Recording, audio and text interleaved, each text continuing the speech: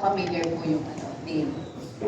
Yes, sila ay mga kumpanyang nakasama sa mga binanggit ni Pangulo at reported sa website ng Office of the President. Yung, what you call that, isumbong mo sa Pangulo. Yes. They are one of those. So, meron po kayong mahabang list ng mga companies involved, related po to sa flood control project. Kakasuhan din po ba ninyo yung mga yon? This is the flood control project done in the city of Manila 2022, 2023, 2024, and 2025, amounting to more or less 14 billion done in Manila. So most of it finished already. Bumaha ng pondo sa Maynila, bumaha pa rin sa Maynila. Now, itong lahat ng ito ay walang permit sa lungsod. Yes, we are investigating them, and they are also being investigated by the Office of the President. But that is the thing of the past. Sad to say, ulitin ko, bumaha ng pondo sa flood control sa Manila, amounting to 14 billion, and yet the people of Manila and those people studying, working, doing business, going in and out of Manila continue to suffer with the flooding.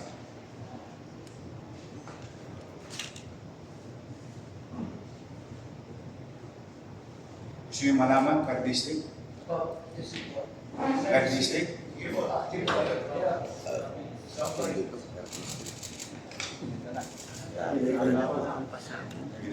Ang laki. Ang laki mo. Per district ba natin? District 1, 3.4 billion. District 2, 2 billion and 59 million. District 3, 4.2 billion. District 4, 1.3 billion. District 5, 1.1 billion. District 6, 2 billion and 60 million. Total of 14 billion, 313 million, 132,309 pesos and 12 centavos from project allocation for the year 2022, 2023, 2024, and 2025. At malamang sa hindi, kulang pa yan. Kasi ang lahat ng ito ay kinuha lang namin sa website ng Pangulo.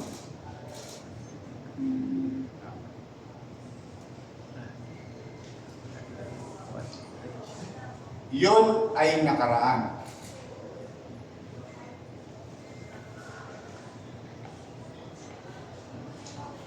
Ngayon may bago pa. 112 new ongoing projects without permit, without paying regulatory fees for the local government of Manila. Particularly contractor staffs.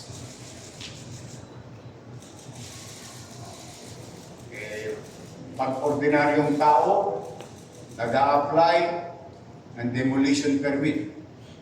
Pag ordinaryong taong nagporsige, nakaipon, papayos ang bahay, kumukuha ng building permit. And they pay regulatory fees, like what you call contractor's tax under the Manila Tax Ordinance. These are ongoing. We'll send you a copy of this. And yung mga binanggit ni Pangulo na mga kumpanyang paborito, nandito rin. Kayo na ang musga. Konti-konti lang po ito. Random. 145 million, 97 million, 140 million, 94 million, 80 million, 142 million, 141 million. Dikit-dikit pa yung numero. 141 million. Chelsea ulit. Ang daming Chelsea. 141 million. 94 million. 94 million. 140 million. 142 million. Mukhang paborito nila yung 140 million. Kasi tinitingnan ko lang naman random lang. So this is ongoing. And we continue to investigate now. Hopefully, after today, they will learn a very good lesson. As I have said before, again and again, welcome kayo magnegosyo sa Manila. We welcome development in Manila. Immaterial of political corridor, as long as you follow simple procedure. Masakit yung pagka-ordinaryong tao. Hirap na hirap kumuha ng permit sa Maynila o sa local government. Pero pagka malalaking kumpanya, parang pinabaliwala nila ang tama-tama. So, we are investigating. Yes. Last question lang from my end. So, rektang tanong po, Yorme, sino ang tingin niyong dapat sisihin sa pagbaha sa Maynila? Well, as far as ayaw akong pangunahan ng Pangulo sa investigasyon na ginagawa. I think they have more resources to tell the people who is liable or not, who've done projects properly o baka meron ding guni-guni. If I may borrow the words of the President. But first things first, yung para muna sa aming mga taga-Maynila. Mauna muna ang taong bayan. Nagagamit ang building na iyon sa pangaraw-araw ng pamumuhay ng komunidad sa Tagus. Biglang nawala, napagkaitan ng mga taga-Maynila. That is my obligation. Hopefully, someday, somehow, magkaalaman din kung sino ang mga tao may kapabayaan. For now, it's very clear from your city government of Manila that there is liability on the part of the contractor. There are hundreds more, or a little over another 100 contractors doing infrastructure projects from the national government. Of course, we'll go after them. The same banana. Unless they follow the local government code, provision of it, and other existing laws, like the National Building Code, and other ordinances, local laws of the City of Manila. Now, gusto ba namin silang sampahan ng kaso? Hindi po. Kaya lang, parang gusto nilang parang siguro nasanay silang walang umahabol sa kanila. Ngayon, I think they should learn their lesson very well. Welcome silang kumuha ng permiso sa Maynila at pagbayad ng obligasyon sa syudad ng Maynila. We will welcome them, each and every one of them, if they follow procedure. Sir, good morning po. Camille Samonte po from TV5. Just going back doon sa Chelsea Construction, ano po ba supposedly yung itatayo nila doon sa Rasas? Centro Comunidad. de Santa Ano Cruz. pong kind of business? Multi-purpose. Multi-purpose hall? But sir, sino po yung nag-approve DPWH. initially? DPWH. Without budget. Sir, ito, Why? Because this type of projects is one of those under FLR for later release. Para sa mabilis na pangunawa ng ating mga manunod, this project is subject to approval of the Office of the President. In the absence of such, it should not be done. sir, itong Chelsea, meron din silang flood control project po dito sa Meron din. Manila. Ano po? Marami rin. Ano pong mga district po itong ginawa? Ano, At ano? nakumpleto na po. Bibigay ko sa iyo mamaya yung kopya. Pero sir, sino po yung nakikita ninyong local official po na most likely involved or may awareness about these flood control projects, and then ito rin po yung sa pagde-demolish na wala namang kaukulang permit?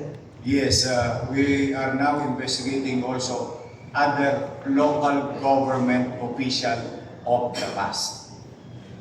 Because it was started May 2022, immediately after the election. I assume July 1. And then sir, dun sa Chelsea, sorry. Dun sa Chelsea, yung kanilang flood control po dito so far in your observation, are they working or hindi sila usable at all? Well, I don't have to be an engineer or kahit sino man taga Maynila, hindi kailangan maging ininyero or mathematician. 14 billion worth of flood control project, o baha pa rin naman. So, isa lang ibig sabihin, hindi effective. Now, again, if I may borrow the words of the President, palpak. Baha pa rin. So sir, safe to say that Chelsea is one of the top contractors po na gumawa ng flood control here in City of Manila. As per records.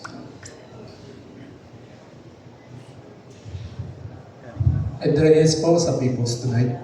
Doon sa civil case na isasampan nyo doon sa contractor, mag-claim kayo ng damage. Of course. Magkano po? So far, 10 million. Pero, mas gusto kong gawin nila ulit yun. Kung sakaling sila'y mapatunayang may sala. I don't want to be ahead of myself. They are now accused. If they are guilty, then I will let the court decide on the matter. But we have a solid case. We have solid evidences. And it's available, and it will be furnished. We will furnish respective the office of the city prosecutor's office today. Kung sakali po sir na makakuha sila ng permit o pag-prosige sila kumuha ng permit, maitutuloy ba yung proyekto? We'll cross the bridge when we get there. Any question? Ito akin. Ayun, ganito yung ano eh. Ito lately, ito last week, talagang nag-heighten yung bakbakan na ng Joel. Meron bang grounds para humidity ng common term na for the sake of Manilans? Saka na yun. Politika lang yun. Today is what we are after is to fulfill our obligation. Tukdin namin ang aming obligasyon sa taong bayan. Pasilidad ng taong bayan, obligasyon po itong proteksyonan. At kung kinakailangan maibalik o o maituloy, then we'll cross the bridge when we get there. But today is about the grave violation of a corporation doing projects from the national government. And today, the start of new beginning, that showing to all contractors that we really mean business and we wanted to put a dot on everything today. If they will not comply, all those mentioned in the records, they will suffer the same thing what Chelsea Construction and Supply Company will suffer. And walang holy cow. Tuloy-tuloy na to, Pat. Now, I hope they are watching. There is time for redemption. Do we need projects in Manila? Yes, of course. Ang tanong ba'y makabubuti sa tao? Pag makabubuti sa tao, Pat, will support. The way we did with Congressman Cheng and Congressman Maceda. So, ganun lang kasimple. Protection of public interest. Doon muna kami today. Yung politika lang yan, ating pag-iintindi. Ngayon maganda yung sinimulan mo sa mga LGU. Tayo opener ito sa buong LGU sa buong Pilipinas na any project dapat tumaan sa permito, paalam man lang. Elementary courtesy, hindi nangyayari yun dahil siga yung mga proponent mga congressmen. Actually, it's not even a courtesy if I may put that in right perspective. It's more on following the rules and regulations as is stated by the law. So, alam mo yung pagod na yung tao, ano ba talaga? Sino ba talaga may sala? O, eto ngayon. Yung damdamin ng taong bayan, tinutugunan namin ngayon. At tinutulbukan na natin ang mga bagay-bagay. Ito ay umpisa ng mahabang journey of local government unit going after to the contractors without seeking necessary permit and complying with rules and regulations. Because Manila is not a unique city. The law that is existing in Manila is the same law that exists in 1,600 plus local government unit because we only have one law, what you call RA 7160 or the local government code. And I think any lawyer for that matter will agree with me.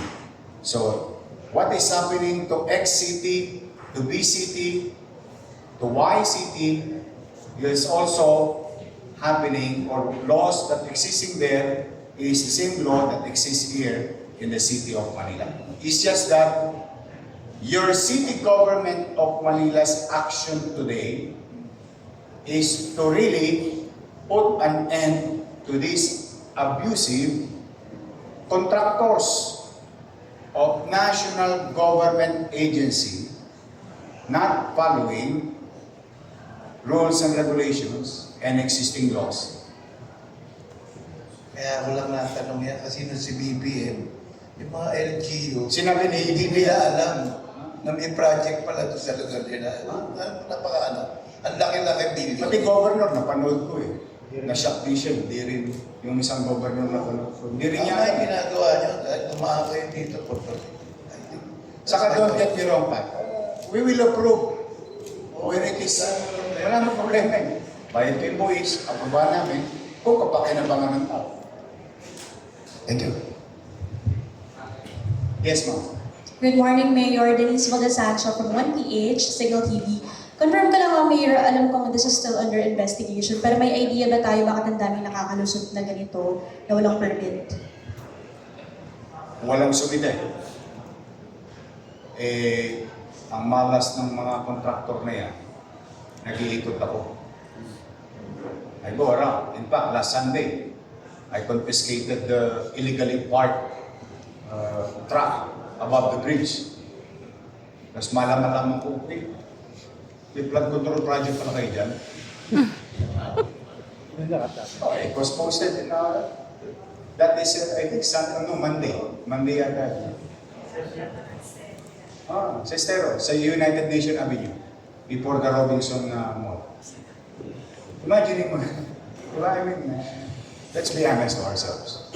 Anyway, mapapagod lang ang mga mayor. Nagalaw tuloy. Kakahanap ng hanap. O ngayon, we'll start charging cases against them. And I Mayor, hope by this time, yung mga involved ay dapat tingnan ng, let's just say in this case, let's just say DPWH, dapat tingnan ng DPWH para ma-blacklist naman ito mga ito. How can agencies of government tolerate these contractors to participate in bidding without complying to basic requirements of law? For sure, yun din ang tanong ng bayan. Mayor, related naman sa Sunog Apog, kamusta na po yung ongoing project? Sira pa rin.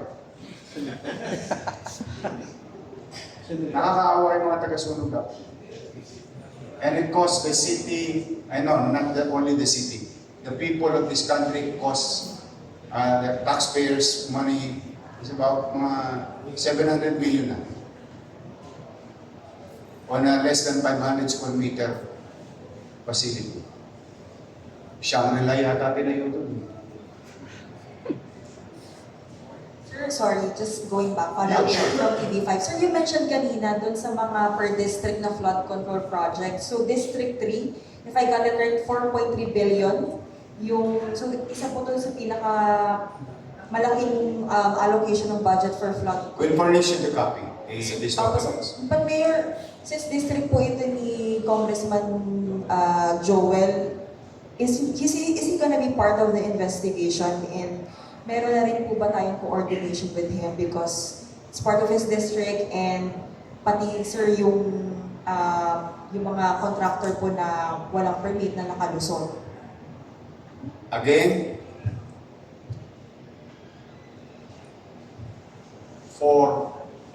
once and for all, this is the right due course as per suggested by our city legal officer, Attorney Luz. Go after those directly violated, then later on we'll see if there is somebody else who are involved. Kumbaga sa riding in tandem, nahuli mo yung driver, yung gunman, nakatalo, nahuli mo yung driver, doon matutungtong na natin kung nasaan yung gunman. Sort of saying, metaphorically speaking, this is the right course. We've been discussing all these things so that no politics will be involved kasi ayoko rin i-pollute yung damdamin ng taong bayan o ang taong bayan ay magkaroon ng confusion na politika and so on and so on. Now, who violated? Clear violation, blatant violation, and blatant disregard of the law, rules and regulation should be subject to criminal and civil charges. In this case, yung mga kontrakto. Yan, saka na sila. We'll see. Again, I'll cross the bridge when I get there. But I told you, no halikaw. Sir, last question. Okay? Last question.